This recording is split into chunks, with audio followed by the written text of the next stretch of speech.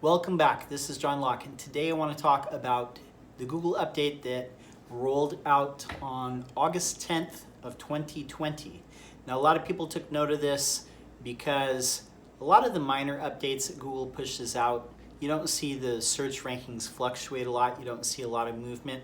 This particular update, a lot of people seem to take notice because there was a surfacing of a lot of what some people would say would be lower quality search results. I looked at a whole smattering of different search results. It really did seem like there were some lower quality search results and a lot more emphasis on third-party directories like Yelp and YP.com and other ones that are lower than that normally.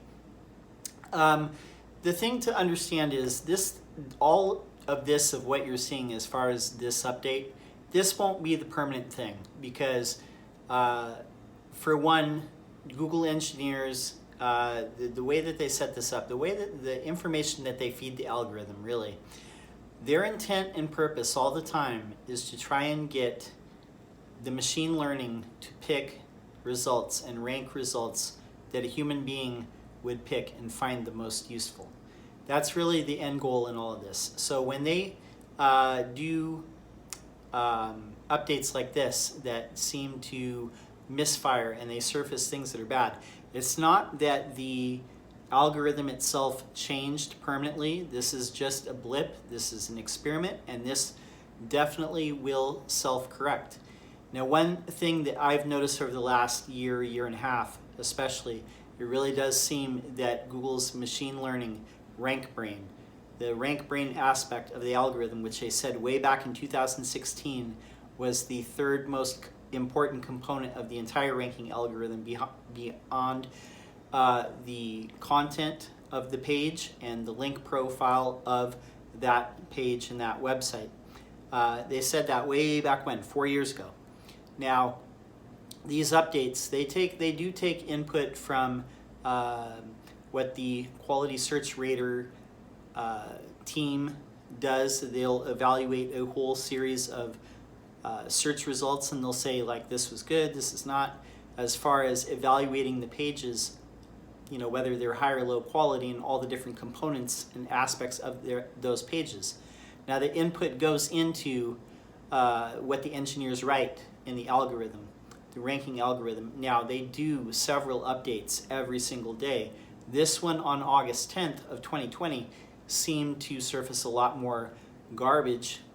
A lot of it's trial and error, and I hate to say this, but machine learning, a lot of it is throwing stuff at the wall, finding out what's good, what's bad, and then the bad stuff gradually falls back down, and then the good stuff gradually surfaces back up. But search rankings, just to keep it in mind, you should always have the same strategy. What you're looking at is what would a human being find most helpful? And the clues that you take from this are always what does the Google ranking algorithm seem to favor over time, because that's the machine learning saying we have seen user signals that say that these types of pages, whether it's content in the page or elements in the page or things that they're talking about in the page or actions that you can take on the page, those are components of a high quality page for this particular search. Now, pages that seem to rank well through all these updates and still stay floating around the top, those are clues as to what Google thinks is a high quality page for that particular search. And two things to keep in mind as well, when you're talking about characteristics of a page that should rank, a good high ranking page, you have to evaluate it on a keyword by keyword basis. It's not just one strategy for like all website pages. You have to look at it keyword by keyword. What are you seeing? What will make this page rank? And the second thing to keep in mind too is Google is using real user signals to evaluate as well whether they got it right or not. Google representatives have said in the past that they have a way of measuring the end-to-end experience from the time that you're typing in something in search into Google, and then you go on the page, and they have a way of evaluating that. Now, the only thing that really makes sense is if the Chrome browser itself is somehow sending back some sort of data to evaluate it. They don't use Google Analytics or that tracking script. That's for your edification and your benefit. And the reason why is because only half the sites in the world have Google Analytics installed, and they need something to be able to measure the other half. Google Chrome has the biggest market share of any desktop browser, has a very ample share on mobile, and Google also owns Android, which is a mobile device. So they do use real user signals to evaluate whether the ranking algorithm got it right or not. So when you see these things, these little blips on the radar that happen when there's updates, don't panic. What you want to do is see what happens in the next week or two, because a lot of those garbage results are going to get falling back down the chart. They're going to fall back down the rankings, and the good stuff is going to remain.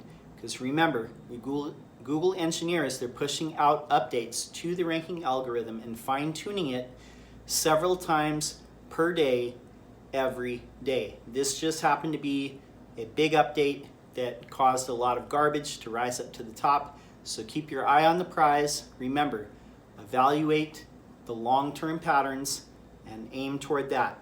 Have good UX and a good, strong link profile that makes sense and looks like a brand that's trying to compete and get customers, get leads, and build a brand.